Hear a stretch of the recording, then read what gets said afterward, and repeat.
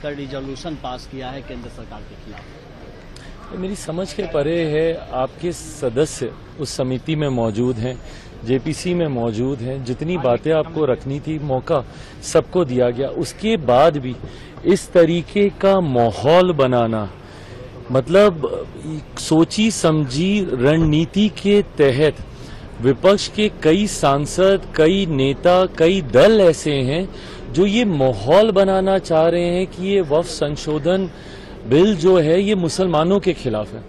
मेरी समझ के परे है कि इस तरीके से मुसलमानों के बीच में आप अपनी राजनीतिक रोटियां सेकने की सोच से, और कौन कौन से दल नहीं है, कांग्रेस जैसी पार्टियां, राजद जैसी पार्टियां, सपा जैसी पार्टियां। सच्चर कमेटी की रिपोर्ट 2006 में आई थी मुसलमानों के हालातों को बताती हुई। 2006 से पहले अधिकांश समय किन लोगों की सरकारें थी? केंद्र की अगर आप बात कर लें, कांग्रेस और कांग्रेस समर्थक सरकारें थी। मैं अगर अपने राज्य बिहार की बात करूं तो 15 साल तक लगातार राजद की सरकार थी। उसके बाद भी मुसलमानों के हालात इतने बदतर थे। और आज आप सबसे बड़े उनके मसीहा बनते हुए उनके बीच में ये भ्रम फैलाने का प्रयास कर रहे हैं कि वक्फ संशोधन में ऐसी चीजें कर दी गई हैं जिससे पता नहीं मुसलमानों का कितना अहित हो गया।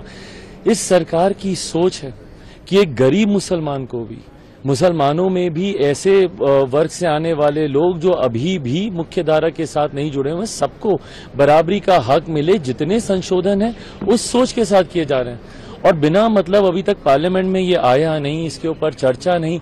जब आएगा, चर्चा होगी, अपनी बातों को आप रखिएगा, उसके बाद आप बोलिएगा कि क्या सही हुआ क्या गलत हुआ।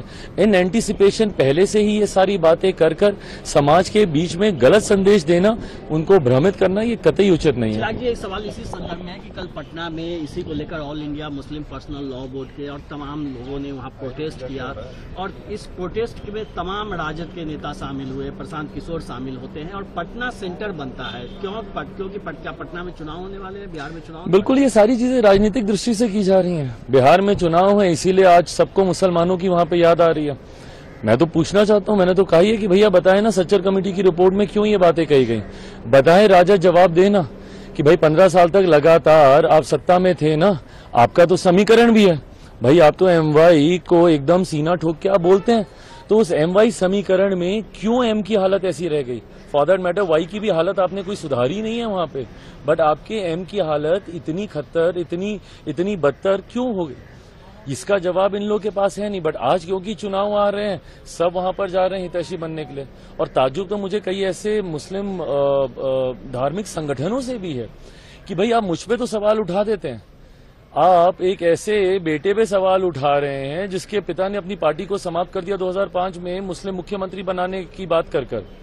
बट इन लोगों से आप सवाल नहीं पूछ रहे जो अपने आप को मुसलमानों का संरक्षक बोलते हुए, उनका हितैषी बोलते हुए, आज तक उन्होंने मुसलमानों को लूटने के अलावा, उनको अपना वोट बैंक बनाने के अलावा उन्होंने कोई काम नहीं किया।